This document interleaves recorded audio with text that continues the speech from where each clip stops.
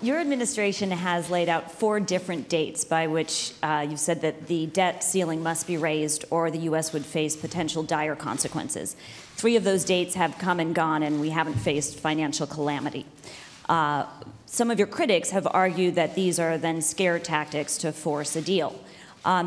So why should the American people believe that the August 2nd deadline is the final deadline by which a deal must be raised? And would you also spell out for us what you believe will happen if the debt ceiling is not raised by that date?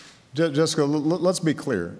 We haven't given out 4 different dates. We have given out dates that are markers for us getting into trouble. It's the equivalent of you're driving down the street and the yellow light starts flashing. The yellow light is flashing.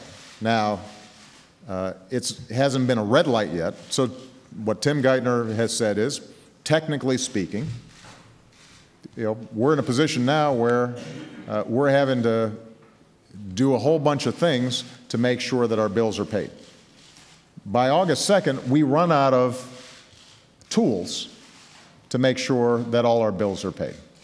So that is a hard deadline.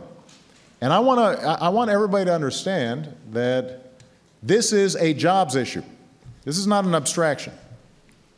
If the United States government, for the first time, cannot pay its bills, if it defaults, then the consequences for the U.S. economy will be significant and unpredictable, and that is not a good thing. We don't know how capital markets will react. But if capital markets suddenly decide, you know what, the U.S. government doesn't pay its bills, so we're going to start pulling our money out, and the U.S. Treasury has to start to raise interest rates in order to attract more money to pay off our bills, that means higher interest rates for businesses. That means higher interest rates for consumers. So all the headwinds that we're already experiencing in terms of the recovery will get worse. That's not my opinion. I think that's a consensus opinion. And that means that job growth will be further stymied. It will be further hampered as a consequence of that decision. So that's point number 1. Point number 2, I want to address what I've been hearing from some quarters, which is, well, maybe this debt limit thing is not really that serious. We can just pay interest on the debt. This idea has been floating around in some Republican circles. This is the equivalent of me saying, you know what, I will choose to pay my mortgage, but I'm not going to pay my car note. Or I'm going to pay my car note, but I'm not going to pay my student loan. Now, a lot of people in really tough situations are having to make those tough decisions.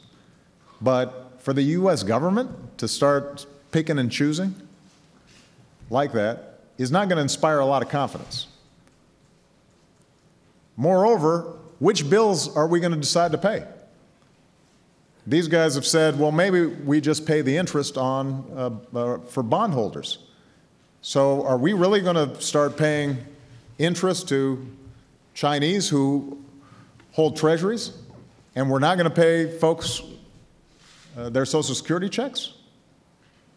Or we're not going to pay to veterans for their disability checks? I mean, which bills, which obligations are we going to say we don't have to pay?